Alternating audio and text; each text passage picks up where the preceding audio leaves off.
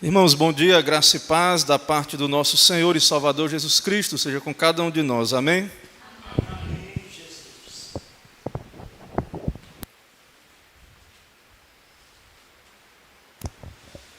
Irmãos, nessa manhã nós vamos, a nossa classe aqui, dar uma pausa nos nossos estudos na Confissão de Fé. Esse ano que passou, na verdade, desde que eu cheguei aqui em Alagoinhas, mas não apenas, essa notícia não apenas aqui, né, no nosso contexto evangélico, eu tive essa notícia, mas eu sei que, na verdade, no meio evangélico em geral, e é algo que a gente tem que estar atento e que nós sempre ensinamos quando estudamos a Carta aos Hebreus e outros textos do Novo Testamento, há uma tendência judaizante no meio evangélico, e não é a questão do debate interno, né, entre reformados sobre comemorar ou não o Natal, o calendário litúrgico. Isso é uma realidade, nós vamos ter que, como eu dei o aviso, né, no domingo passado, nós vamos ter que conviver com essa realidade, né? O presbiterianismo mais histórico, ele de fato, ele não segue, o dia do Senhor é o dia que nós lembramos da morte, nascimento, morte e ressurreição de Cristo. Alguns reformados guardam também as datas, por exemplo, os reformados do continente. Algumas igrejas usam esse tempo de modo até produtivo, por exemplo, culto normal com pregação, que é o que nós vamos fazer hoje à noite, foi uma decisão do nosso conselho, o culto normal, né, e vamos pregar sobre o texto, algum texto que fale da Páscoa. Algumas igrejas fazem um chamado culto das 7 palavras da cruz, e pregam as últimas palavras de Cristo na cruz, e outras igrejas, na verdade, não fazem nenhuma menção, eles falam entre reformados, no meio reformado, e nós temos que, como igreja, a igreja presbiteriana, ela tem vários documentos dela, menção, né, da questão da Páscoa, tanto, acho que, se eu não me engano, alguns cânticos, algumas publicações que fazem alguma menção. Então, nosso trabalho hoje aqui, no Dia do Senhor, é aproveitar a oportunidade para falar do tema, lembrando esse alerta de que, nessa boa intenção talvez de usar a data, alguns têm beirado a uma tendência judaizante, trazendo para dentro até mesmo da igreja presbiteriana. Então nós devemos ter muito cuidado com esse tipo de coisa, e o propósito da aula de hoje, nós vamos rever a questão dessa festa de Israel, vamos buscar ver o Evangelho nessa festa. Então, o meu propósito, na verdade, de comprar esse livro, né, que é da nossa editora, encontrei Jesus numa festa de Israel, os festivais do Antigo Testamento à luz do Evangelho. Na verdade, eu nem pensei, quando eu comprei esse livro, a princípio falar sobre a Páscoa. Ele fala aqui de várias festas de Israel, os irmãos quiserem depois adquirir, fala dos sábados, fala da Páscoa, pães asmos, primícias, Pentecostes, trombetas, expiação, festa dos tabernáculos e o ano do jubileu. Então haviam várias festas judaicas, a Páscoa é uma delas, né, uma das festas judaicas. Cada festa dessa, irmãos, tinham coisas que apontam para Cristo. Então, por exemplo, a gente vai lembrar, usando a Páscoa, a questão do Cordeiro. Mas se você estudar cada festa dessa judaica, e tem igrejas aí que tem as festas das primícias, e outras festas dessa, tabernáculo, sei lá, o pessoal está seguindo aí esse calendário, essas festas, né, judaicas também. Então, nós precisamos ter muita clareza, né, o que é que nós queremos quando lembramos, né, e usamos até mesmo a festa da Páscoa, né, com muita precisão bíblica aí. Ok? Então, nós vamos caminhar, vamos usar esse material, né, vamos dialogar com ele. Então, vamos ler o texto bíblico, depois nós oramos. Ele cita aí, o texto clássico é lá em Levítico 12, mas nós vamos ler, quer dizer, Êxodo 12, né, na verdade. Mas nós vamos ler Levítico 23, Levítico 23, de 4 a 5. Esse capítulo aí de Levítico vai falar de várias festas de Israel, certo? Se você tiver dúvida quais são as festas, aí depois você pode ler esse capítulo de Levítico, capítulo 23.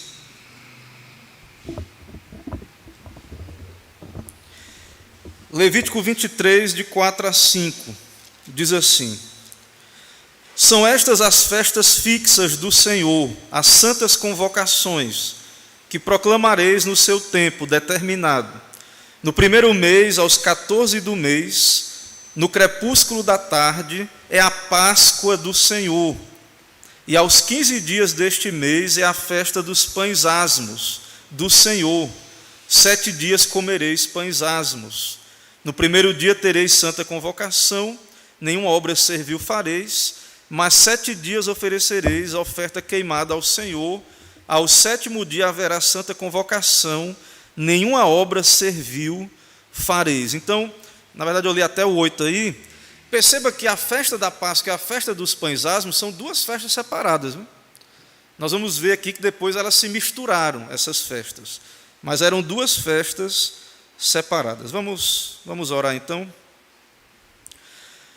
Senhor, eis-nos aqui reunidos em classe para aprendermos mais do Senhor e te agradecemos pela tua palavra, pela revelação, pelo Antigo Testamento, mas também hoje temos o Novo Testamento que nos dá luz para entendermos o Evangelho lá no Antigo, que já estava presente lá o teu Evangelho, Cristo Jesus, várias referências messiânicas.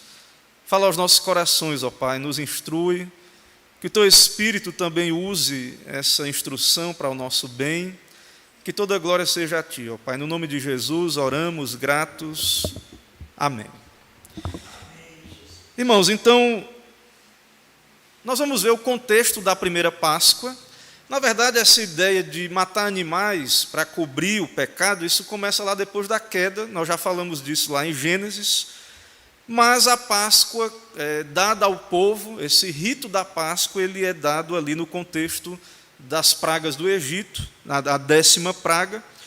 Então, a Páscoa ela está fortemente associada aos eventos da libertação do povo da terra do Egito. E isso é muito importante. O evento da Páscoa, além de ser o sangue para cobrir pecados e tudo, há uma comunicação de uma ideia de libertação, de escravidão. O povo tinha sido feito escravo dos egípcios com dura tirania. E em meio àquela tirania, Deus mandou o povo para o Egito. Ele tinha dito para Abraão: ó, tua descendência vai ser grande, mas eles vão ser escravos no Egito, 400 anos. E no meio daquela escravidão, quanto mais Faraó engrossava ali o caldo, né, contra o povo, endurecia a sua rigidez ali tirânica na escravidão, mais o povo se multiplicava, mais o povo de Deus crescia. Até deu ordem para as parteiras matarem os meninos. Ele ordenou a morte dos meninos ali no Egito. Mas o povo estava crescendo e a opressão aumentando, e Deus se lembrou do seu povo ali na terra do Egito. Dá a entender que o próprio povo, em meio àquela opressão, não tinha mais uma memória tão forte do Senhor, de quem era o Senhor. Eles deviam saber, o Deus de Abraão, Isaque e Jacó. Mas quando Moisés é chamado a ser o libertador, ele diz: qual é o nome que eu vou dizer para o povo? Que é o nome do Senhor. Aí é onde Deus se revela o eu sou, né? O Yahweh, o Yahvé, ou Jeová, como alguns traduzem, o nome pactual de Deus, é o eu sou, o Deus autoexistente. Então, esse Deus, o Deus Criador, que é o único Deus, que é o Deus de Abraão, Isaque e Jacó, o Deus de Israel, ele vai confrontar os deuses do Egito, que era um panteão de deuses, deuses territoriais. Para os pagãos na antiguidade, cada deus era ligado a um território e a um elemento da natureza. Tinha o deus da morte, o deus do rio, o deus dos gafanhotos, o deus dos insetos. E aí, naquelas pragas do Egito, Cada praga daquela é Deus confrontando aqueles ídolos do Egito, confrontando os egípcios, confrontando Faraó, se revelando. E a última praga, que é a 10ª praga, aí veio o golpe final. Porque nela, o eu sou, o Deus de Israel, né, é uma transliteração ali, a palavra, irmãos, ali do hebraico, o tetragrama do nome de Deus, são 4 letrinhas do hebraico, o som dessa palavra foi perdida. Então, alguns chamam Yahweh, Jeová, Yahvé, tem várias transliterações, né, que são usadas aí. Esse é o nosso Deus, é o Deus da Escritura. Nossa Bíblia traduz como Senhor, né, é o Senhor. Então, como nós conhecemos, né, o Senhor, o Deus da Bíblia, o Deus Criador, o Deus de Israel, o Senhor executou juízo sobre todos os deuses do Egito. E, na cultura antiga, os reis e o faraó, ele é uma divindade. Então, quando Deus nos criou, ele nos criou à sua imagem. Claro que nós não somos deuses, mas qual era o propósito de Deus a nos criar a sua imagem? Representá-lo em toda a terra. Esse era o propósito de Deus, que o homem iria dominar a terra. Então, onde o homem estivesse ali, a imagem de Deus estaria, o domínio de Deus através do homem estaria ali. E os deuses antigos, a imagem do Deus representava também a presença daquele Deus. E o faraó era uma imagem do seu Deus, ou é um ser divinizado. Então, aqueles monarcas da antiguidade, eles eram como que deuses. E então, o primogênito de Faraó era o herdeiro do trono e também considerado divino.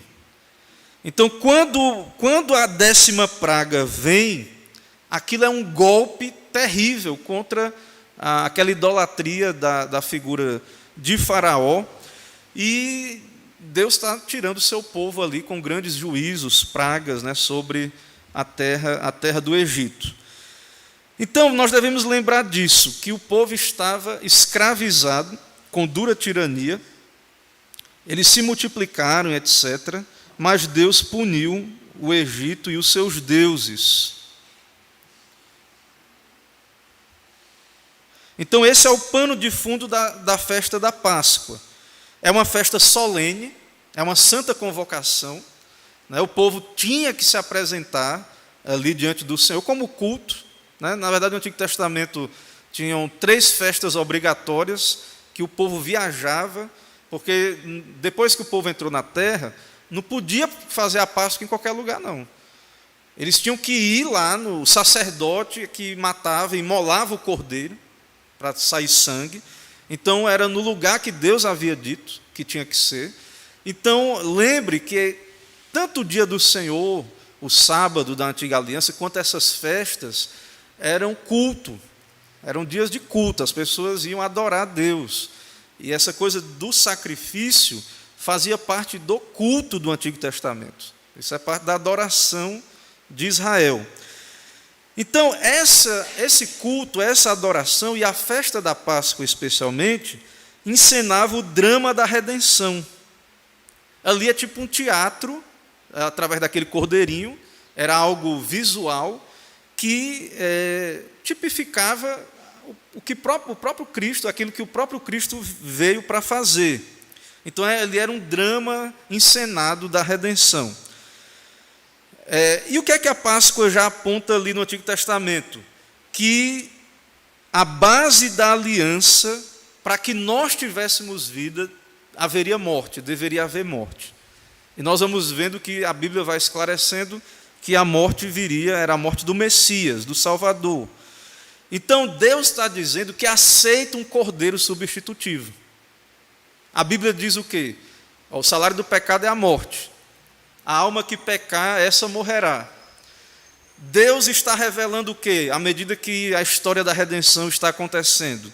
Deus está revelando o quê? Sim, o pecado tem que ser punido, mas eu aceito um substituto.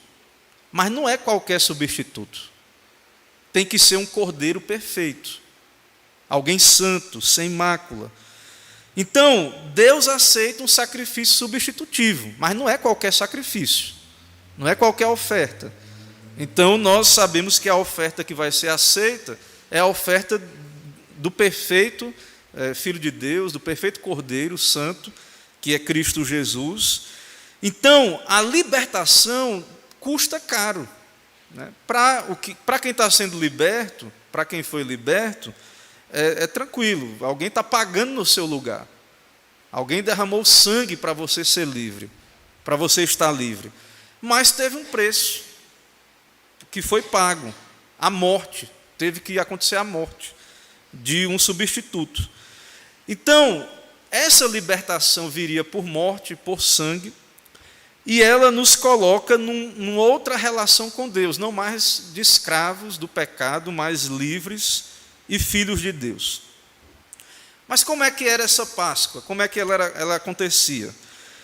A Páscoa, irmãos, ela acontecia num ambiente familiar, num círculo íntimo, e era um carneiro de um ano, um cordeirinho, por casa, e todo mundo tinha que comer tudo ali, tinha que acabar aquele carneiro, né? Muita gente hoje teria dificuldade, né? Porque muita gente não come carneiro, né? Eu gosto de carneiro, lá em casa mesmo seria difícil, porque as meninas não comem carneiro, então a gente também não daria conta de um carneiro inteiro, né? Então, não come um carneiro, então chama os vizinhos agora, para poder comer aquele carneiro. Era assado, né?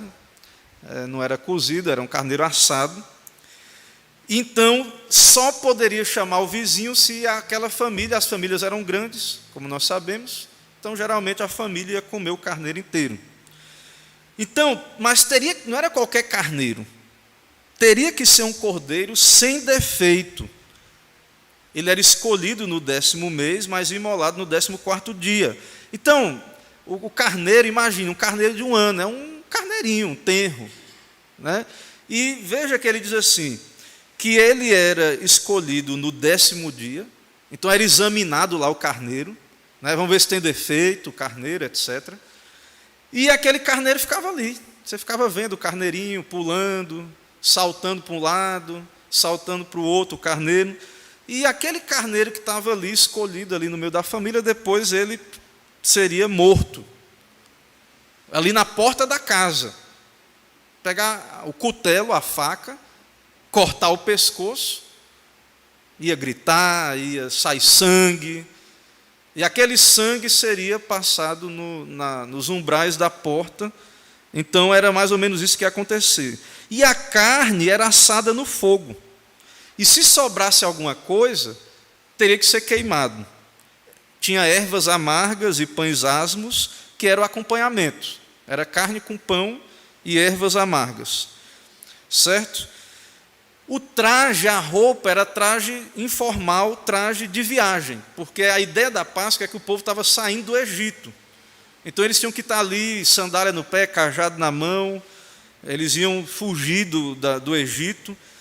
Era uma celebração sangrenta, então tinha sangue, esfregar sangue na porta, para cobrir a entrada, e a Páscoa simbolizava então vida ou morte, porque tinha um aspecto da fé. Porque como é que aconteceu a Páscoa? Deus diz, eu vou passar no Egito e os primogênitos vão morrer, todos os primogênitos.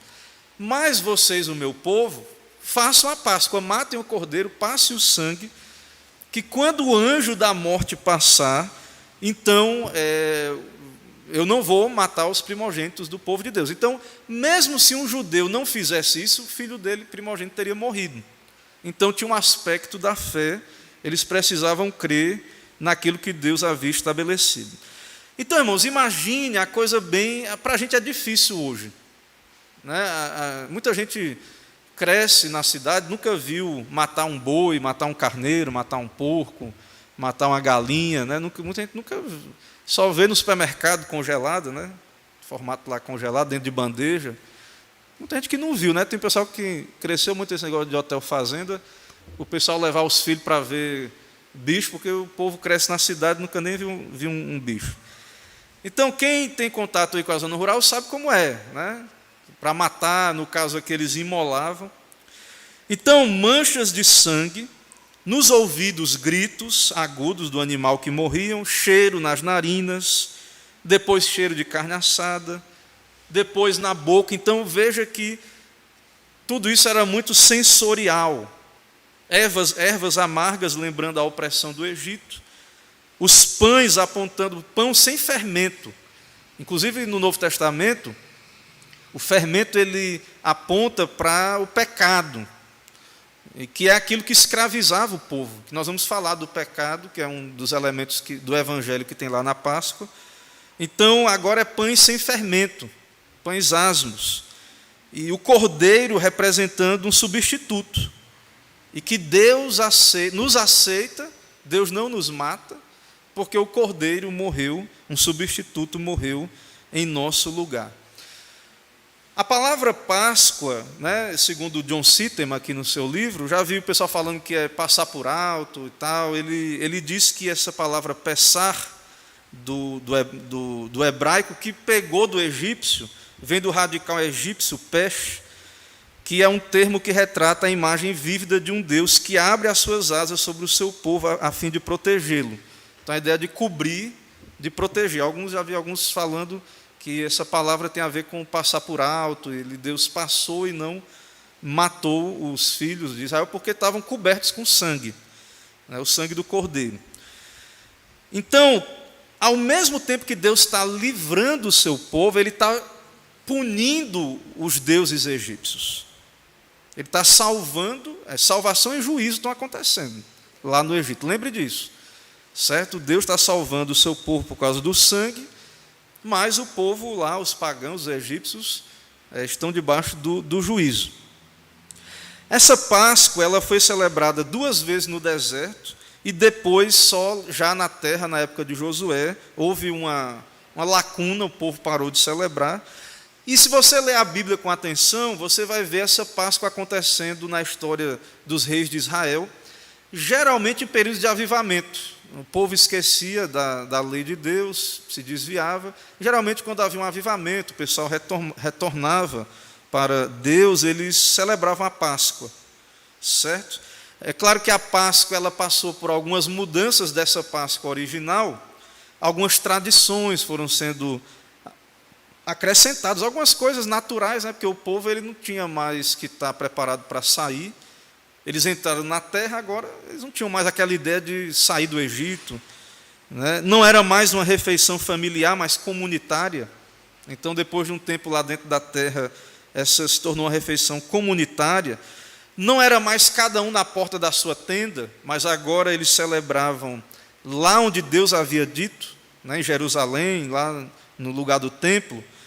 Então, Jesus recebe, ele é judeu, Jesus Cristo, e ele recebe essa Páscoa com esses costumes. Eu não vou aqui me detalhar nos costumes judaicos, que o autor aqui ele fala desses costumes judaicos, e tem vários livros aí falando sobre isso, mas aparentemente essa coisa do pão e do vinho que Jesus usa, ele está tendo uma Páscoa judaica ali, com os elementos que o pessoal fazia igual na sua época, que ele havia recebido.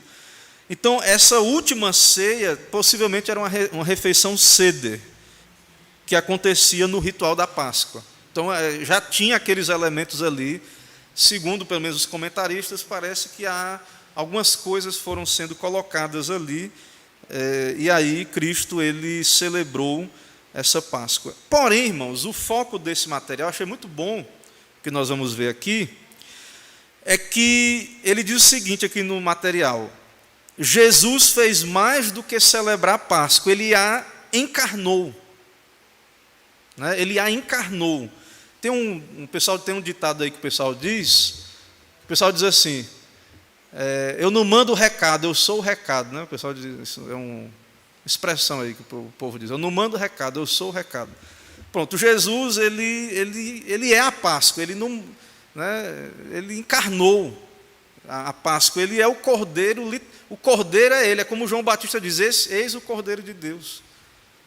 Aqueles cordeirinhos eram sombras, eram tipos ali naquela festa judaica. Então, quando nós chegamos no Novo Testamento, João Batista diz, eis o Cordeiro de Deus que tira o pecado do mundo. Então, não é aqueles cordeiros não, é esse aqui, é o Cordeiro de Deus, que tira o pecado do mundo. E aí você vai perceber várias referências na vida de Jesus Cristo à ideia do cordeiro. Por exemplo, o cordeiro tinha que ser sem defeito.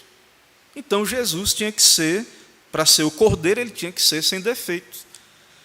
E aí, nos evangelhos, você vai ver Jesus sendo examinado de várias maneiras, testado.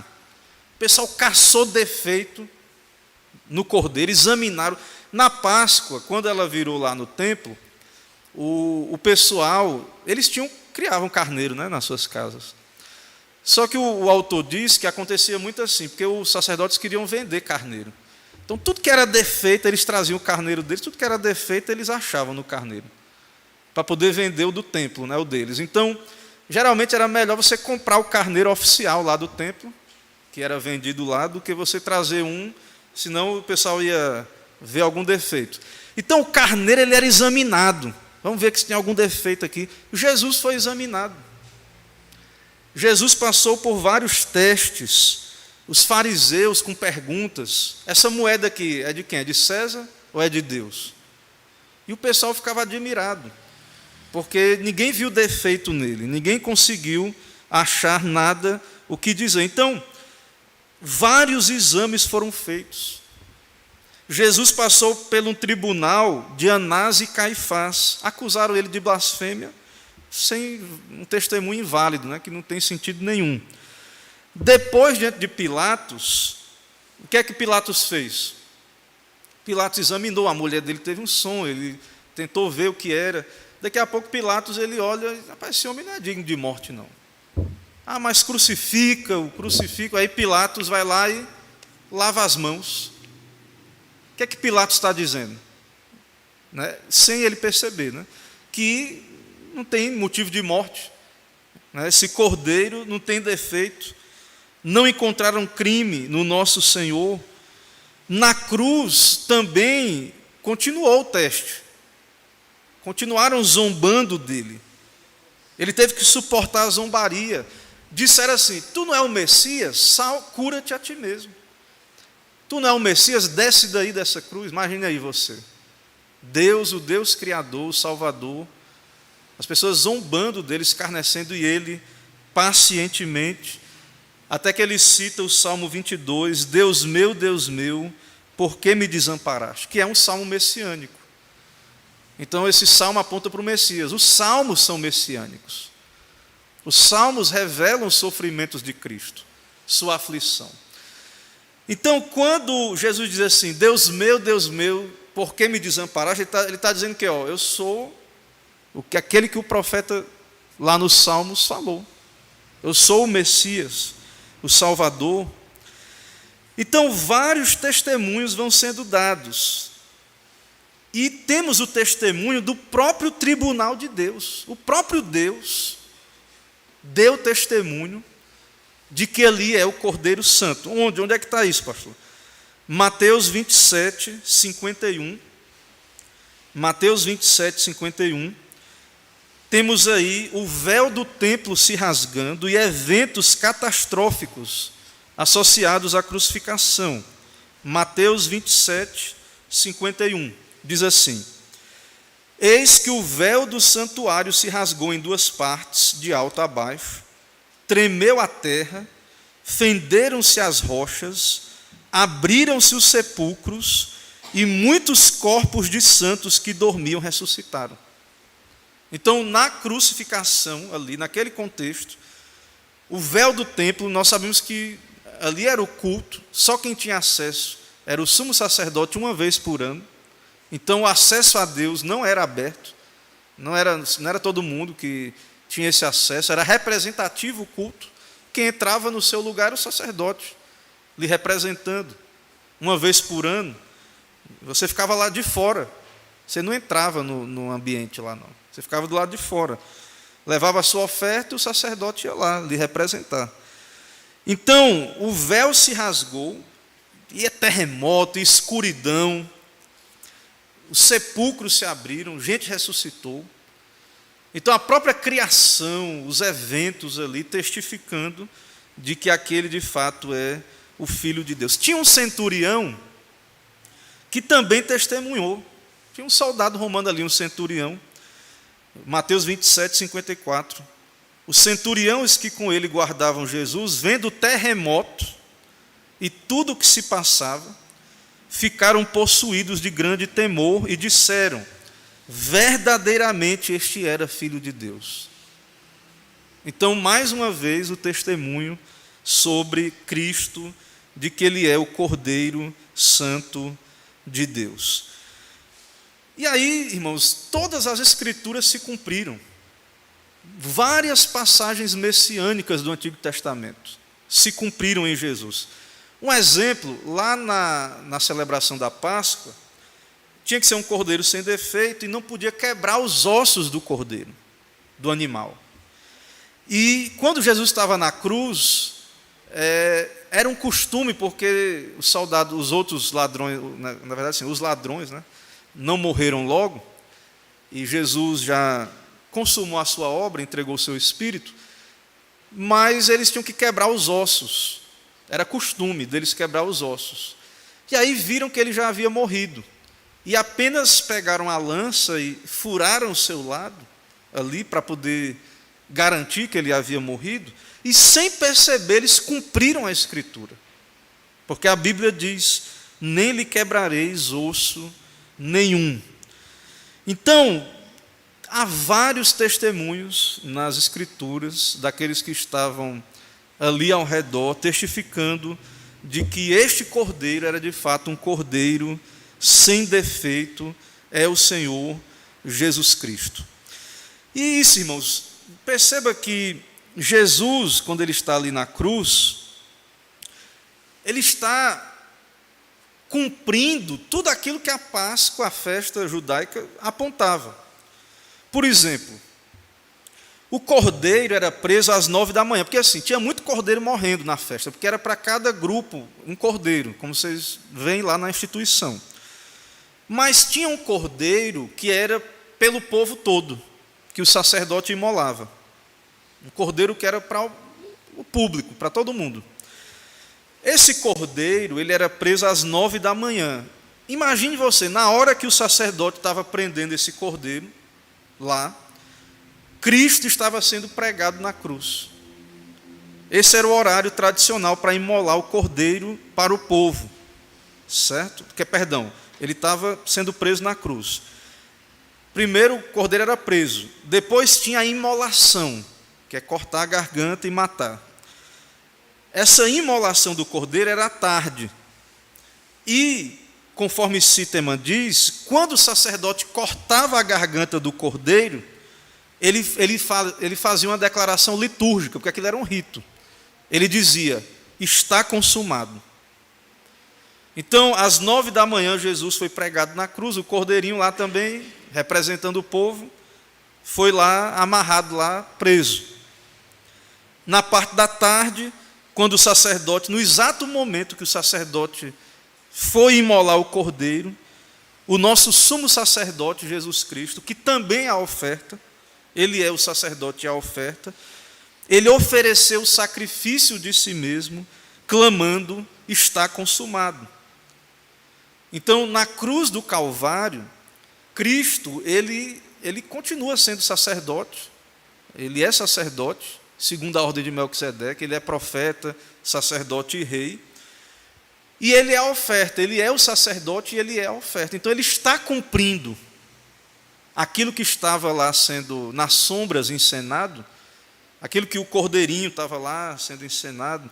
Então, Jesus, ele está, como a gente falou, né? Ele encarna a Páscoa. Ele é, nesse sentido, ele é a Páscoa. Aquela Páscoa cerimonial aponta para ele, são sombras e tipos. Então, em Jesus, nós temos a realidade, ele é o Cordeiro. Então, o Cordeiro não é um Cordeiro mesmo.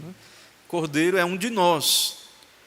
O Cordeiro é o Deus homem, o Deus encarnado, a segunda pessoa da Trindade, assumindo a nossa natureza, mas sem pecado, sem o nosso pecado. Então, Jesus não apenas comemorou a Páscoa, ele a encarnou. Ele é aquele cordeiro que foi morto, para que nós tivéssemos vida. Ele foi morto. Então, essa ideia agora, quando nós chegamos na ceia do Senhor, na instituição da ceia, no Novo Testamento, essa ideia está lá tipificada, a ideia de que ele deu o seu corpo. Quando Jesus diz, isto é o meu corpo, que é dado por vós, ele deu o seu corpo na cruz por nós.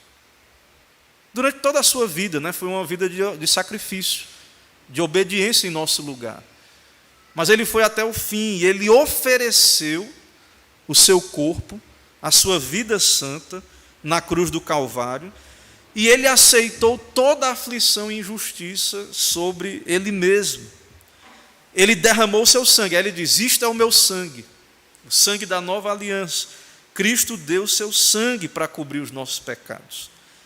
Assim como aquele sangue de carneiro ia para as portas dos israelitas e o protegeram, então o sangue de Jesus aplaca a ira de Deus que é sobre nós.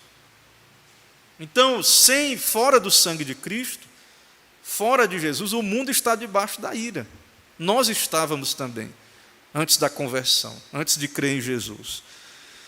Então, tudo isso se cumpre na cruz do Calvário, né? Cristo ele está ali. Veja que o evento da cruz ele acontece perto da Páscoa judaica também. Tem essa simbologia, como eu falei. Ali meio paralelo está acontecendo as coisas. Estão se cumprindo. Né? Os judeus não perceberam isso. Então isso é muito interessante. Então, irmãos, essa é a Páscoa. E ela é um retrato da redenção que acontece em Cristo. Eram tipos, sombras. Então, o judeu, desde a época do Egito, quando eles saíram do Egito, anualmente, porque a Páscoa, ela marcava o começo do calendário judaico. Deus mudou o calendário. O povo judeu, quando eles moravam no Egito, eles seguiam outro calendário. Depois, quando você vai ver lá, leia lá em Êxodo 12, lá na Páscoa, em Êxodo 12, você vai perceber que Deus diz, esse vai ser o primeiro mês, o principal dos meses. Então, o ano judaico, ele começava assim. Então, todo começo de ano, toda Páscoa, o judeu, por meio desse rito, eles deviam olhar para frente, para o Messias que viria. Certo? Agora, nessa parte agora final aqui da nossa lição, e ver se os irmãos têm alguma contribuição, participação, o autor aqui, ele vai agora, nesse momento, tentar ver o que é que tem de evangelho nisso tudo, né? Onde é que está o evangelho na festa da Páscoa? Ok? Então, como já falamos, a Páscoa foi planejada para ser um retrato da redenção, com vários tipos, sombras, tudo ali apontando para Jesus Cristo. Ok? Então, o que é que nós aprendemos sobre o Evangelho na festa da Páscoa? Em primeiro lugar, nós aprendemos sobre o pecado e sua escravidão. Então, nunca esqueça que a Páscoa é celebrada num contexto de libertação da terra do Egito. E quando nós falamos de escravidão, lembre do pecado. E não lembre só de um ato pecaminoso ou outro, não. Nós nascemos em pecado. O pecado é a nossa natureza caída. Esses pecados que cometemos, eles são sintomas de uma natureza caída. E segundo a Bíblia, o homem caído, o homem que nasce debaixo do pecado, ele é escravo do pecado. O que é que isso quer dizer? Antes de nos convertermos, às vezes a gente olha, não tem amnésia, né? A gente vê a nossa vida, os nossos pecados. E, meus irmãos, a verdade é que nós pecamos porque somos pecadores. Mas se eu puder, muita gente diz, se você pudesse voltar atrás, você faria diferente? Muita gente diz, eu faria. A verdade é que esse negócio do pessoal, a gente não crê nisso, né? Pelo menos o livre-arbítrio era antes da queda lá no Éden. Então a verdade é que nós somos isso aí, nós pecamos porque nascemos numa condição de escravidão. Ou seja, o pecado exerce poder sobre nós, tirânico. Então, essa coisa da vontade livre, a gente não vê isso na Bíblia. Então, o povo estava escravo. Eles não faziam o que eles queriam. Eles tinham uma rotina, eles tinham capatazes, um senhor sobre eles. Então, a Páscoa mostrava a Israel e a nós que o pecado escraviza. Sua servidão pode ser cruel. Então, às vezes, mas se fosse diferente eu não teria cometido. A verdade é que o pecado ele nos escraviza. Você, se não for Cristo, se não for a redenção em Cristo, você teria feito até talvez pior. Se Jesus não tivesse operado a salvação em nós em algum momento, nós estaríamos naquela mesma vida. Talvez até estivéssemos muito pior hoje. Porque o pecado ele vai querer cada vez mais ser saciado. E aquele que não está em Cristo, aquele que não nasceu de novo, ele está debaixo do pecado. Então a Páscoa aponta para isso. Que nós éramos escravos. Lembre da sua redenção e lembre de quem você era antes. E o que é que conseguiu comprar essa libertação? A morte do Cordeiro. Então, a única chance de sermos libertos do pecado, o mundo está aí, educação não vai livrar ninguém do pecado, tradições humanas, obras humanas, não vai livrar ninguém do pecado. Então, a única maneira de ser salvo do pecado é sangue de um Cordeiro Santo, do Cordeiro de Deus. Então, o nosso coração lá no pecado, ele tem ídolos. Tinha os deuses do Egito, a idolatria do Egito, e os homens vão continuar servindo esses ídolos, esses deuses, se não houver uma libertação poderosa sobre a vida deles. E aí nós aprendemos sobre a graça, né? Então, a escravidão do pecado mostra que não há liberdade, o homem é escravo, ele não tem esse livre-arbítrio que ele acha que tem, e a graça nos mostra que aqueles judeus não podiam fazer nada para se libertar. É como nós sobre o pecado. Então, nenhum esforço nosso é capaz de endireitar o que o pecado desvirtuou na nossa vida. É necessário um substituto. E isso é graça. Certo? Deus vem a nós e Ele se lembra veja que lá na época que Deus libertou o povo do Egito, Deus lembrou da aliança. Ele se lembrou da sua aliança. Não foi porque Israel fez alguma coisa, ou porque estava bonzinho, ou fazendo boas obras. O povo estava lá, vivendo no Egito, escravo. Deus lembrou da aliança, foi lá e salvou o povo. Então, é pela graça que nós somos salvos. Então, o rito da Páscoa, ele nos lembra disso. Quem éramos, estávamos perdidos, escravos do pecado, e que apenas pela graça, de fato, nós podemos ser livres do pecado. Também o rito da Páscoa, ele aponta de modo muito interessante para a doutrina da expiação, né, que é cobrir com sangue. Então essa ideia de cobrir com asas, passar por alto, essa ideia toda aí é muito forte no rito da Páscoa. Essa não é uma mera cerimônia antiga e sanguinária, mas essa cerimônia revela o amor de Deus. Cristo, o Cordeiro, morreu por pessoas indignas, pecadoras. Morreu por nós, então, é como João diz, né? Deus amou o mundo de tal maneira que deu seu Filho unigênito, para que todo aquele que nele crê não pereça. Então, o Cordeiro morrendo fala de amor, fala de juízo também, né? Porque o pecado, o salário do pecado é a morte. Para termos vida, o Cordeiro teve que morrer. Aquele que não crê em Cristo, não se arrepender, aqueles que não tinham o sangue, morreram por causa do pecado. O pecado, ele causa isso. Então, mas a Páscoa nos lembra do amor de Deus, porque tinha que ter um preço pago, e Deus podia dizer, mas eu não vou pagar esse preço, se eu não quiser. Mas Ele quis, Ele nos amou. E Jesus ele disse, Pai, se possível, passe de mim este cálice, mas não seja feita a minha vontade, mas a tua. Então Deus é livre, irmãos, Deus é soberano. Deus poderia não ter enviado Cristo, não ter providenciado cordeiro nenhum. Os anjos, por exemplo, nós cremos que há anjos eleitos. Então esses anjos eleitos, tudo indica, né, o que nós cremos, eles foram preservados de cair. Mas para os que caíram, não tem salvação. Não tem plano de redenção para anjo caído. Deus poderia e continuaria sendo justo se ele não quisesse ter providenciado o cordeiro, o substituto, o mediador. E por que ele fez? Porque ele nos amou. Ele amou o seu povo. Então, a morte do cordeiro, a cruz, né, que é a morte de Cristo, é a grande revelação do amor de Deus.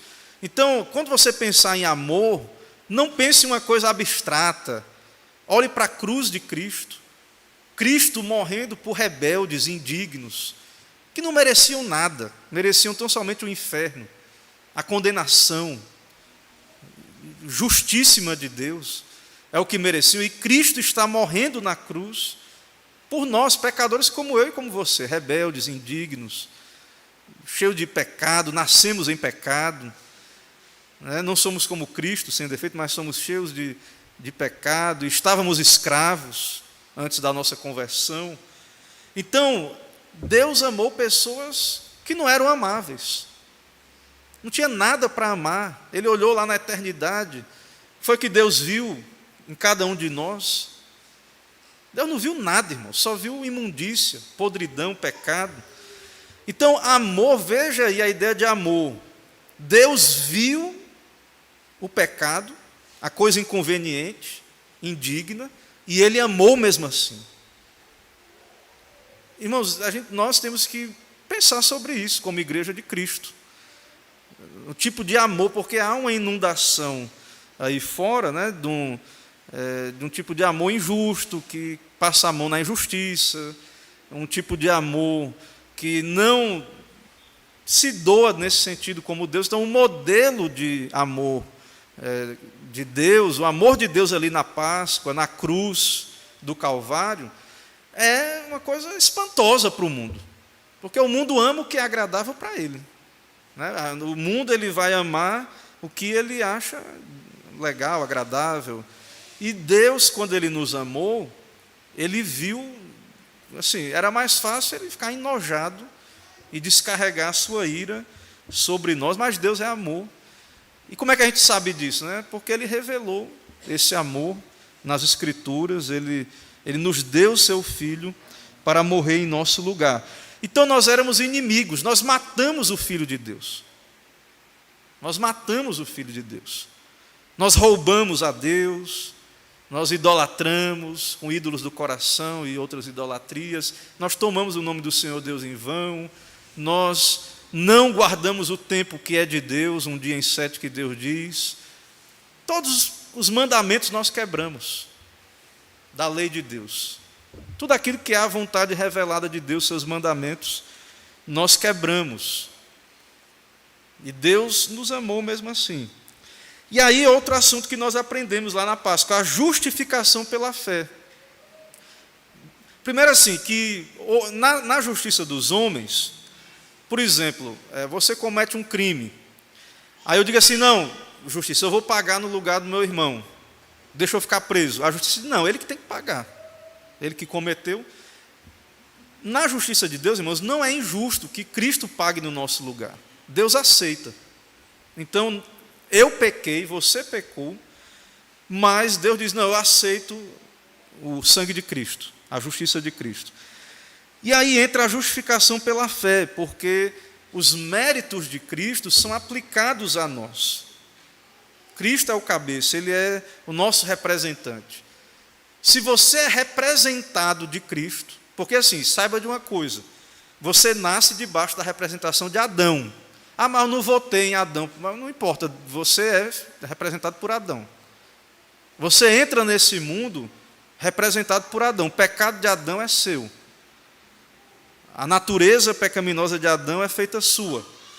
E na justificação pela fé, quando você crê em Cristo, você é declarado justo. Ah, pastor, mas ainda continuo pecando, pecador. Sou crente, como é que é isso? Mas Deus lhe declara justo diante do tribunal dele. E a justiça de Cristo é colocada na sua conta. Você agora tem paz com Deus, que antes você não tinha. Justificados, pois, mediante a fé, temos paz com Deus. Então, para você estar numa relação de paz com Deus, é necessário ser inocente. o preço tem que ser pago.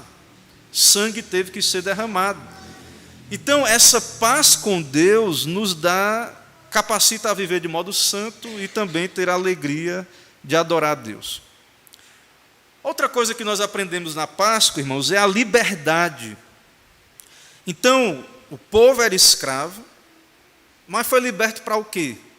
Foi liberto para uma nova vida. Então, o povo devia lembrar disso, que agora eles não eram escravos no Egito. Na verdade, ser escravo é uma coisa terrível, né? Mas, ao mesmo tempo, dependendo da situação, a pessoa pode até achar confortável ter quem mande ela fazer as coisas, né? Não tem responsabilidade, ele só obedece ordens. Mas é uma escravidão que produz morte, é ilusório. A servidão do pecado de Satanás, ela é terrível, porque no final a morte, né, é o salário do pecado. Então, nós somos livres do pecado, da culpa e da vergonha, nós somos livres para a obediência. Então, a Páscoa, ela fala de liberdade, e Cristo nos libertou. Nós somos livres para obedecer a Deus, para viver de modo santo. Então, muitas pessoas procuram a igreja, pessoas que vivem, irmãos, em pecados, uma vida... Na verdade, todos nós somos pecadores, né? Mas tem pessoas que, socialmente falando, elas acham até que não deveriam estar numa igreja, porque elas vivem uma vida de escravidão, do pecado. Mas nós temos que, como igreja, entender que Cristo veio para salvar pecadores, para libertar, claro, que a ideia é que ele veio para libertar esses pecadores. Então, nós proclamamos uma mensagem de libertação. Então, as pessoas, quando vêm à igreja, elas vão ter que ouvir sobre o pecado, porque não dá para falar de libertação se não falarmos do pecado, mas que a libertação é possível e que Deus amou pecadores, e que o pecador pode ser aceito por meio de Cristo. E essa liberdade tem algo mais profundo ainda. Não é apenas liberdade, era escravo do pecado, agora é escravo de Deus, embora nós somos escravos de Deus em certo sentido. Mas você é feito mais do que escravo, você é feito filho de Deus. Então, todo o povo de Deus ali que foi salvo, ele se tornou filho de Deus, adotados, é a família de Deus, é o povo de Deus. Então, essas coisas nós aprendemos também ali, certo?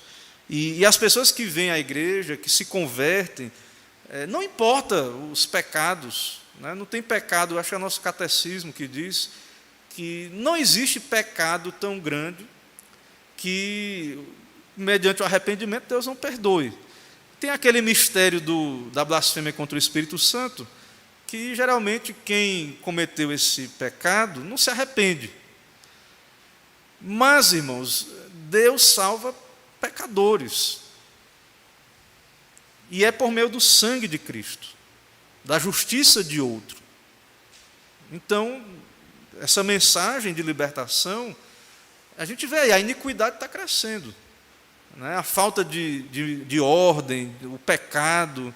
Nós vamos cada vez mais conviver com uma geração, com pessoas que estão experimentando um contato terrível com o pecado, que estão sendo enganadas pelo mundo, pela escravidão do pecado, né? por um falso amor. Então, quando elas vêm para a igreja e ouvem a mensagem de Cristo, Deus não apenas perdoa os assassinos do seu filho, mas Ele os adota na sua família, né? Na família de Deus. Então, tem vários aspectos do Evangelho ali no rito. Na verdade, o Antigo Testamento, irmãos, ele não é... O pessoal divide, o Antigo Testamento era a lei, o Novo Testamento é a graça. Isso não é assim. O Antigo Testamento, claro, tinha menos luz. Nós temos muito mais luz do que o pessoal do Antigo. Mas, tendo o Novo Testamento na mão, nós podemos ir ao Antigo e jogar luz ali e ver estas coisas. Então, fala de libertação também, né? A Páscoa fala de libertação. A mudança da condição de escravo para filho exige uma transformação, uma nova atitude. né? Então há uma transformação, uma mudança, certo, na nossa vida. Ok? Então, essa é a mensagem, né, o Evangelho ali na Páscoa. Então, em cada festa dessa, que hoje eu vi a da Páscoa aqui com os irmãos, pelo menos esse material aqui, ele vai buscar esses elementos, né, do Evangelho. Então, eu creio que nós pregamos o Antigo Testamento, certo? Estou pregando no livro de Gênesis, né? Nós, reformados, nós não dividimos, né, em dispensações, é uma aliança da graça só.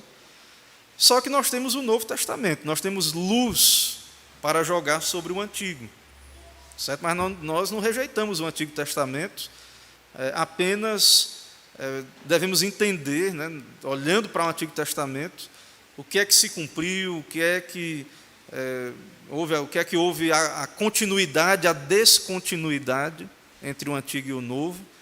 Então, toda a Escritura é a palavra de Deus, é inspirada, nós podemos nos apropriar, com o cuidado aí, né, que eu alertei no começo aqui, já concluindo, abrindo para alguma pergunta ou participação, com o cuidado de que você não precisa, de fato, se tornar um judeu para ser um cristão, para ser salvo. Você é um gentio, né, ser salvo pela graça. Né? Nós temos no Novo Testamento a instituição da ceia, Cristo como nosso Cordeiro pascal. E o que acontece, como eu disse, no meio reformado,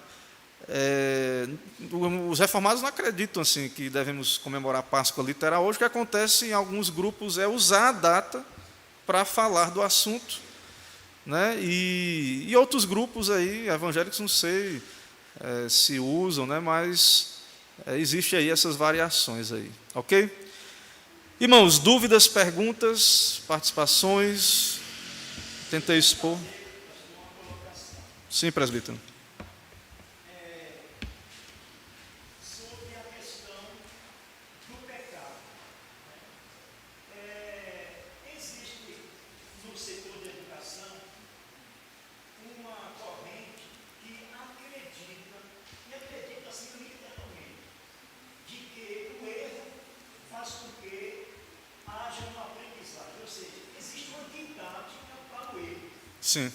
E na vida pessoal, né, eu trabalhei junto com mais de 60 profissionais lá no colégio, eles confundiam essa questão, porque existe erro e existe pecado. O erro, por exemplo, é caracterizado. Eu mesmo que trabalhei com matemática. Eles às vezes envolvem uma equação exponencial até determinado ponto e perguntam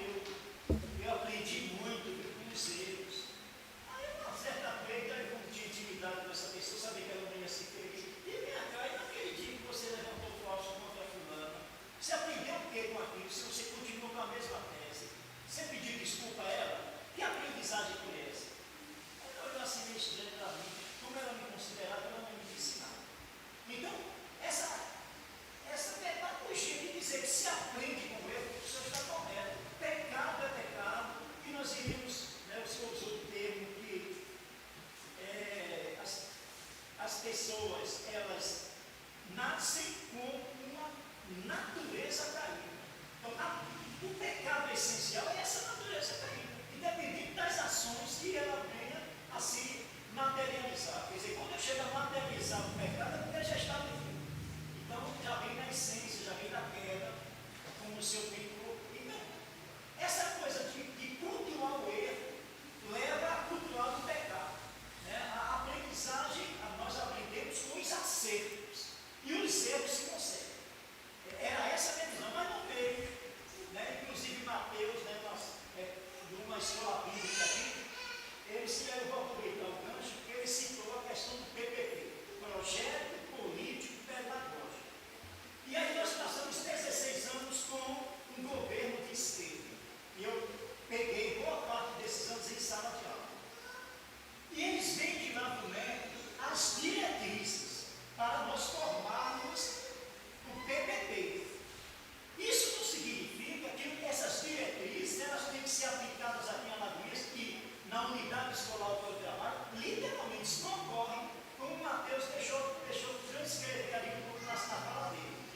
Eu participei como um dos coordenadores do PPP do Colégio Municipal de Alagoas, que vem com as diretrizes, porém, inclusive no meu grupo, do qual eu coordenei, existiam metade eram cristãs. E muitas coisas de diretrizes que veio de lá, quer dizer, no caso eu classifico um pecado mesmo, vai derrubo toda a família, tem no seu bojo a questão de gênero, tudo isso vem de lá. Porque é de acordo com o que eles dizem lá que nós temos que fazer aqui. Mas aquilo ali nós não colocávamos no papel, não. O PPP mesmo do Colégio de Alagoas, eu já estou aposentado há 5 anos, nós fizemos para 2 décadas. Ele ainda hoje está lá. Meu nome está lá no meio, escrito como um dos coordenadores. E nós não deixamos passar isso. Então há um erro grave se achar que o projeto político pedagógico de unidade escolar, ela é totalmente promíscua e não é. Eu trabalhei nela e está lá, nós não colocamos nada que venha depor contra a família, nada que venha a insinuar a questão de gênero. Então, esses pecados que vêm de lá, tendo pessoas engajadas, pessoas cristãs neste meio, nós proibimos. Sim. Nós fazemos com que não passe como não passou. Entendeu? Então, essa questão de dizer que se aprende com erro é um passo para continuar errando e não se redimir dos seus pecados. O escravo do pecado, irmãos, o que acontece é o seguinte: às vezes a pessoa ela tem um vício, aí ela para por um momento naquilo ali e troca por outro. Se ela não é regenerada, se ela não é salva, liberta, ou ela para um tempo e depois volta pior. Entendeu? É uma questão de ocasião, de oportunidade. Ela não se converteu, ela não foi salva, ela não está liberta. Então, fora de Cristo, de fato, não há libertação, somente crendo em Jesus, se arrependendo. Então, esses erros, se a pessoa não se arrepende, essas coisas elas não vão produzir redenção, não vai aperfeiçoar, ela não vai ser santificada só por essas questões aí humanistas, de ter a reflexão, até fazer algum exame ali, porque é necessário a graça, é necessário uma operação de fora para nos libertar. Então é por isso que a educação, claro que você, se uma pessoa educada, inteligente, você vai entender melhor o outro, mas o pecado vai estar ali. O pecado vai estar lhe amarrando, lhe segurando. Né? Às vezes você até entende. Os demônios creem em Deus e tremem, mas não se arrependem. Não se arrependem dos seus pecados. Eles creem em Deus. Então, a mudança, a libertação é por meio do sangue. Né? Não é erro e acerto, não é cultura, não é questão de circunstância econômica, se tem uma boa condição de vida ou se não tem. É necessário a cruz de Cristo. Certo? Então, o problema é que a religião saiu das escolas, né, totalmente, e talvez, assim, do jeito que a educação está aí, talvez não seja a religião, né, não tem um lugar tão definitivo assim como uma capelania, alguma coisa assim. Então, os critérios usados ali não tem como ser o Evangelho. Né? Eles não usam o Evangelho como critério para resolver problemas ou lidar com situações. Mas nós que somos crentes, nós sabemos, a nossa esperança não está na educação ou nessas ações humanas. Então nós olhamos para o ser humano como alguém dependente dessa intervenção libertadora, de que venha algo de fora, de que Deus nos salve, que o sangue nos cubra, os nossos pecados sejam cobertos, né? Porque, na verdade, nós vamos olhar para nós mesmos e vamos ver que nós somos pecadores ainda.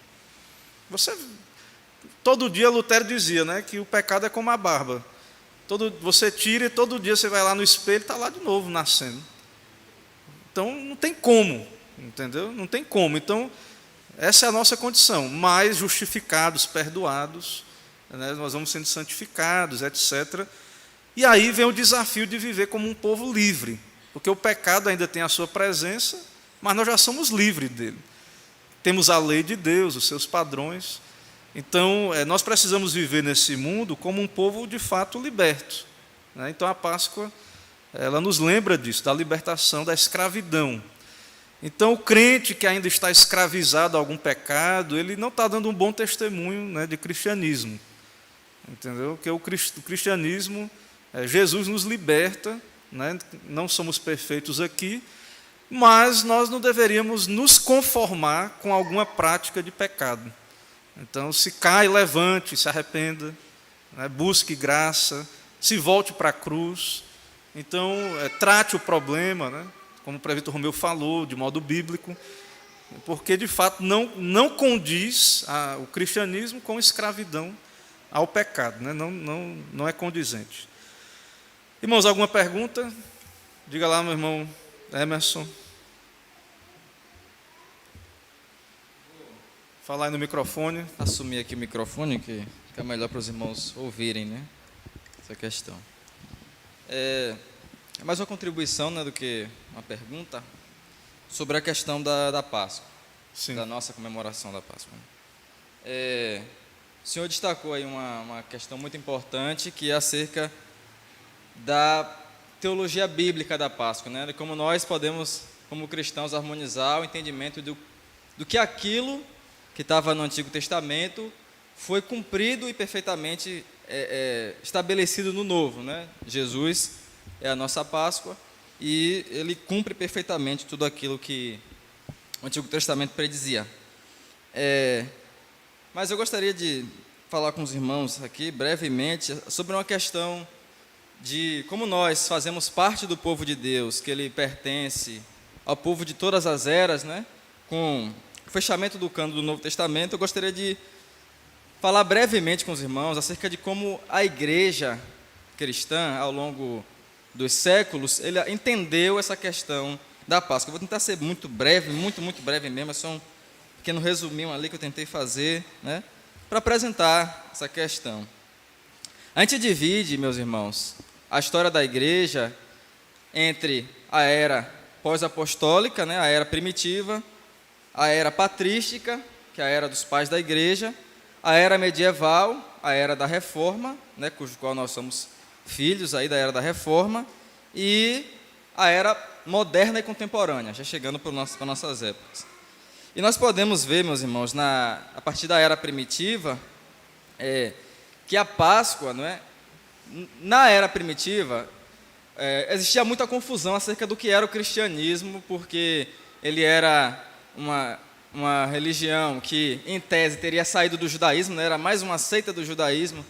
E a tarefa dos primeiros cristãos, no primeiro século, foi de dizer que o cristianismo não era judaísmo. Não era uma seita do judaísmo, mas ela era algo novo, algo que era outra coisa do judaísmo, era a nova aliança, já não era mais uma religião judaica, né? Então, como é que eles distinguiram, primeiramente, o cristianismo do judaísmo? Em primeiro lugar, com a mudança do dia do Senhor, com a mudança do dia do descanso, né? Que para os judeus, tanto que até na própria época dos apóstolos, né, eles tiveram uma luta teológica com os judeus com a questão dos judaizantes cristãos que estavam entrando na igreja para falar, não, para vocês se tornarem cristãos, vocês precisam guardar o sábado, guardar as festas judaicas e tal. E nós vemos claramente o apóstolo Paulo, no livro de Gálatas, e os outros apóstolos combatendo essa ideia, né? Então, a primeira coisa foi a questão do sábado judeu. Nós não praticamos o sábado judeu, porque o cristianismo não é uma religião judaica. Inclusive aqui, irmão, só um adendo. Sim. Esse livro aqui, ele também tem sobre os sábados, viu? Sobre o sábado, né? Também trata disso. Mas nós somos cristãos. Nós nos reunimos para celebrar no domingo, porque houve aí uma mudança do dia. Se o domingo é o dia da ressurreição, é o dia do Senhor, é daí que surge a palavra dia do Senhor, que é Domini Dei, que vem a palavra domingo que a gente usa hoje, né? É uma transliteração aí para o Domini Dei, dia do Senhor. E eles se reuniam então no primeiro século em torno do domingo, que era a festa do amor, que era uma celebração semanal no domingo, onde eles praticavam orações, louvores a Deus, e a celebração da ceia, que é a Páscoa. Então, a gente pode entender primeiramente isso. A Páscoa é a celebração nossa da ceia do Senhor dominical, né? E esse é o entendimento reformado que a gente tem da Páscoa. Todas as vezes que nos reunimos semanalmente para o louvor da glória de Deus e celebramos a ceia, comemoramos a nossa Páscoa, não num sábado, não num dia do ano, mas todo ano, durante toda a semana, no dia do Senhor. Na era, meus irmãos, patrística, aconteceu uma coisa, não é? Os pais da igreja, eles, num esforço contracultural, né, de ir contra o calendário da época, que era o calendário romano, eles instituíram liturgias, né, e instituíram o calendário cristão, que em vez de, no calendário cristão, eles focarem secularmente nas festas da época, eles disseram o quê? Vamos regular nosso ano na perspectiva de Cristo, na perspectiva do Senhor Jesus Cristo. Como celebramos a Páscoa semanal, nós agora vamos fazer com que o nosso ano aponte para Jesus Cristo, que converja em Cristo, que vai começar na vinda do Senhor, na encarnação, que é no advento, e vai terminar na ascensão do Senhor, não é? E esse ciclo se repetiria todo ano, e o ponto culminante do ano cristão seria, então, a Páscoa, que é não a Páscoa judaica, não é? Eles abandonaram o conceito judaico de Páscoa, da necessidade de sacrifício, mas a Páscoa que não seria mais na sexta-feira, mas sim no domingo, né? O ápice do ano cristão seria, então, nesse domingo anual, não é? Que seria a nossa comemoração. Não mais em retrospectiva, não é? Não mais em expectativa de vir um cordeiro, de nós fazermos sacrifícios cruentos, mas agora em retrospectiva, de relembrarmos o que Cristo fez, né? Então, essa é a questão da era patrística. Na Idade Média, há uma deturpação disso, né? Na verdade, há uma deturpação de todo o cristianismo como um todo. A Igreja de Roma, ela assume a égide do poder na Igreja, né, o bispo de Roma, e começa a adicionar coisas, tradições, a adicionar costumes, a adicionar procissões, a adicionar jejuns, a adicionar coisas que pesavam nessa data, nessa celebração desse domingo de comemoração da ressurreição do Senhor, como, primeiro, a santificação da semana. Nós temos dados históricos que mostram que a Semana Santa, como é enxergada pelos católicos, foi instituída na Idade Média, né? Como se faziam-se jejuns longos para a santificação da semana, né? Onde não podia se comer certos tipos de carne, algo realmente judaizante, se a gente parar para observar, né? E a adição de várias superstições, né, que acabaram eclipsando, meus irmãos, o verdadeiro sentido dessa celebração da ressurreição do Senhor durante a história, que data do século II aí. Aí nós temos, então, a reforma protestante, não é? Que começa com os pré-reformadores, né? E, mais especificamente, com Lutero, onde ele, no seu intuito de não criar uma igreja nova, né? Muitos entendem a reforma como sendo Lutero querendo iniciar o cristianismo do zero. Não, Lutero nunca quis, nenhum dos reformadores, na verdade, os reformadores centrais, quiseram iniciar um cristianismo do zero. O que eles fizeram? Nós vamos purificar a tradição cristã que foi deturpada pela Igreja de Roma, na Idade Média, E nós seremos os verdadeiros católicos. Se você for ver a ideia de Lutero, de Calvino e dos reformadores, é essa. Nós somos a verdadeira igreja católica. Aquela igreja de Roma é uma igreja apóstata, ela não é a verdadeira igreja. Então nós vamos purificar a tradição da igreja segundo as Escrituras. Então, a partir de Lutero, meus irmãos, nós vemos a purificação do calendário cristão, né, a partir de Lutero. Ele retira a questão da dedicação de dias para os santos, né, porque foi adicionado isso também. Dentro do calendário cristão tinha o dia de Santa Maria, dia de Santo José, dia de Santa Inês, e vários santos, né, eles purificaram essa questão dos santos. E vamos manter o ano cristão, que tem a sua celebração na Páscoa, segundo a nossa confissão de fé, que era o credo apostólico. Se nós formos olhar o credo apostólico, ele tem uma divisão trinitária, não é? Creio no Pai, creio no Filho, creio no Espírito, e o ano cristão ele aponta para isso, quando começa ali em setembro, refletindo sobre Deus o Pai, de setembro a abril, refletindo sobre Jesus o Filho, e de abril até o próximo setembro, sobre a descida do Espírito, né? Então, na ideia de Lutero era essa, purificar o calendário e fazer com que apontasse para Jesus Cristo, celebrando a Trindade anualmente, né? Com Calvino, meus irmãos, que é aí um dos grandes nomes da Reforma, nós vemos uma purificação mais profunda do calendário cristão, que tinha o seu ápice na Páscoa também, não é? E a influência de todo o continente é uma influência de Calvino, né? da França, dos Países Baixos, e até da própria reforma inglesa, né? Que é a reforma das Ilhas Britânicas, né? Então nós temos aí, com os reformadores, uma purificação do calendário cristão, né? Em uma atitude mais radical a isso, nós temos com os escoceses, que é um país que fica um pouco acima da Inglaterra, nas Ilhas Britânicas, a abolição do calendário cristão e de todas as celebrações, como Natal, Páscoa, essas celebrações que apontavam para Jesus Cristo, né? Nós vemos a extirpação, nós vamos retirar tudo isso da nossa forma de adoração a Deus, né? E a partir daí a gente tem certa divisão dentro da própria reforma acerca de como devia se entender essa celebração anual da Páscoa, né? Que não é uma Páscoa judaica, não é um retorno aos sacrifícios cruentos, mas é uma rememoração da ressurreição. A Páscoa não é na sexta, é no domingo, é a ressurreição. E a partir, meus irmãos, da era moderna e contemporânea, a gente tem essa divisão, né, do entendimento entre o entendimento mais evangelical, né, que se afasta do calendário cristão, das celebrações do calendário, que tem o seu ponto culminante na ressurreição de Jesus Cristo, e de outras tradições, né, a tradição reformada continental, a tradição luterana também, né, e outras tradições. A gente vê mais modernamente a tradição lá esse nome dele?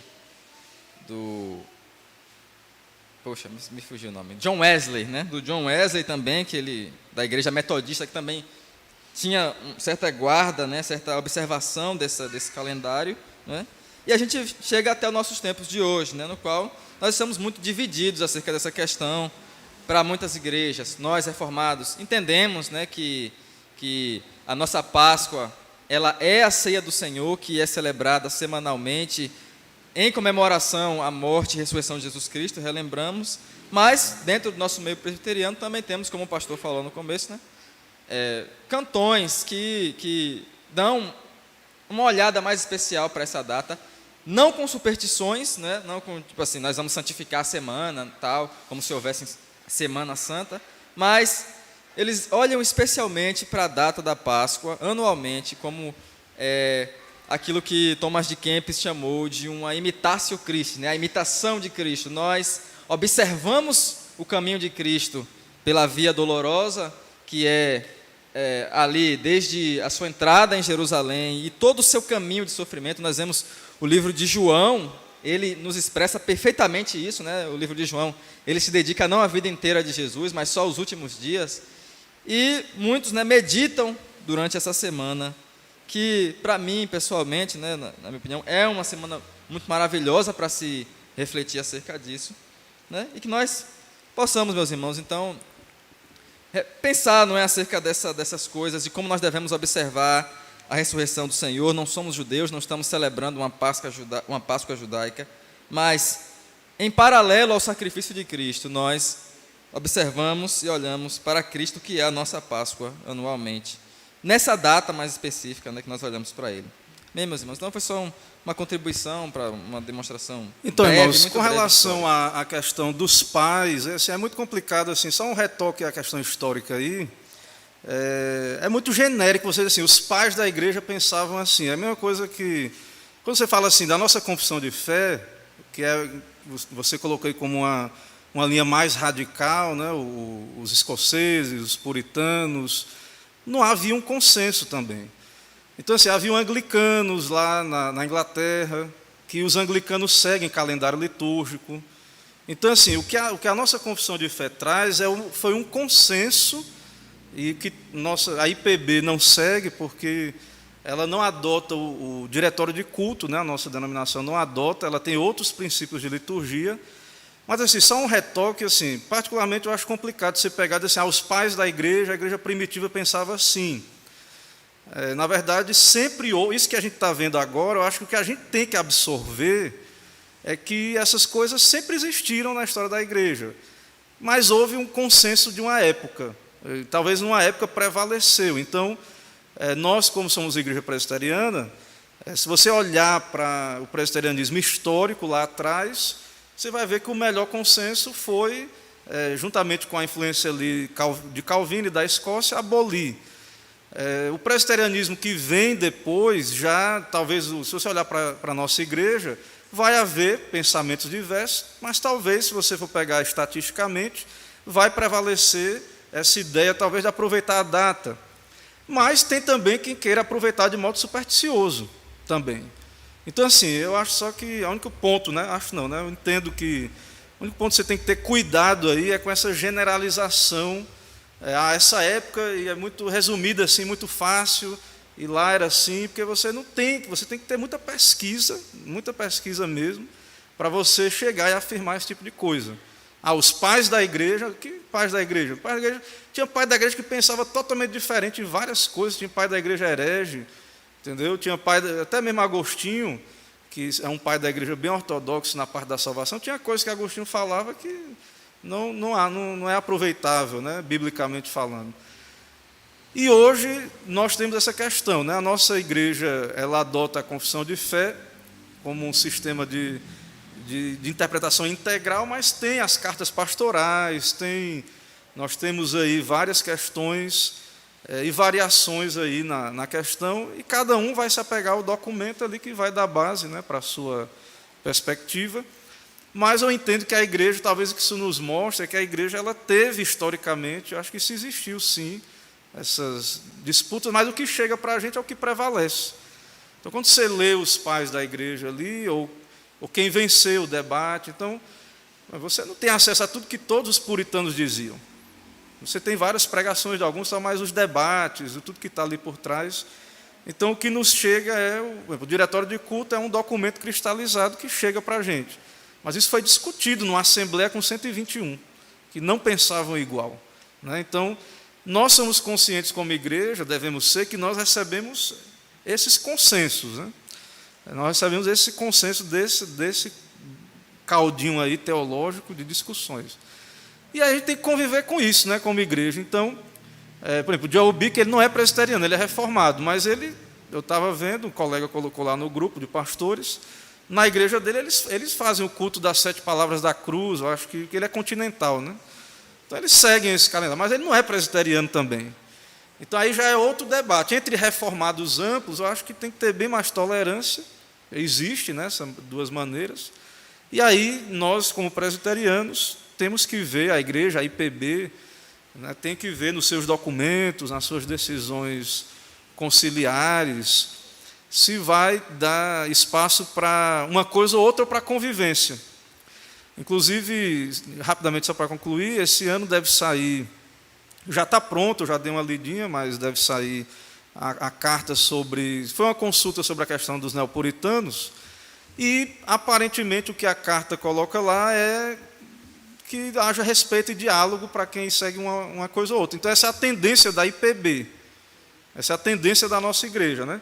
Então, a gente vai ter que saber que existem as posições e conviver com elas dentro da igreja. Porém, cada um vai usar seus argumentos, né? Eu entendo assim que o princípio do dia do Senhor ele é muito bom, muito forte, né? Não bate, né? Porque se a gente está aqui falando da Páscoa, eu devo falar disso todo domingo, então é coisa que dá acordo, né? Então a gente tem certo acordo no que está fazendo. Porém, assim, se a pessoa, ao meu ver, acha que essa semana especial, ou se começa a seguir, não, a gente não congrega, não serve a Deus e só em datas vem para a igreja, eu acho que ela tem que parar para avaliar, né, essas coisas. Mas aí, assim, mesmo que a gente discorde, a gente vai ter que ter maturidade dentro da igreja, né? A gente tem que começar a aprender a conviver com essas coisas aí. É isso que eu tenho visto, é o que eu estou vendo como pastor. É a tendência da igreja. Eu acho que esse documento que está, ele vai passar no Supremo Concílio. O documento vai estar aí, ele tem umas 93 páginas, ele fala sobre puritanismo e várias coisas. Então, eu vejo que a tendência da igreja é essa, certo?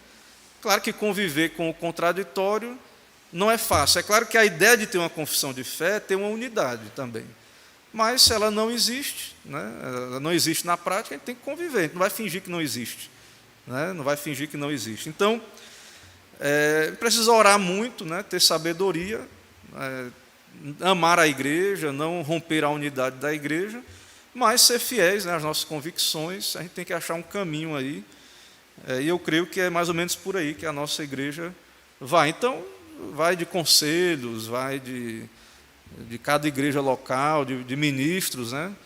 Então, tem ministros fazendo de maneiras diferentes aí. Tem gente que faz culto da ressurreição e coisas desse tipo. Então, vai variar muito.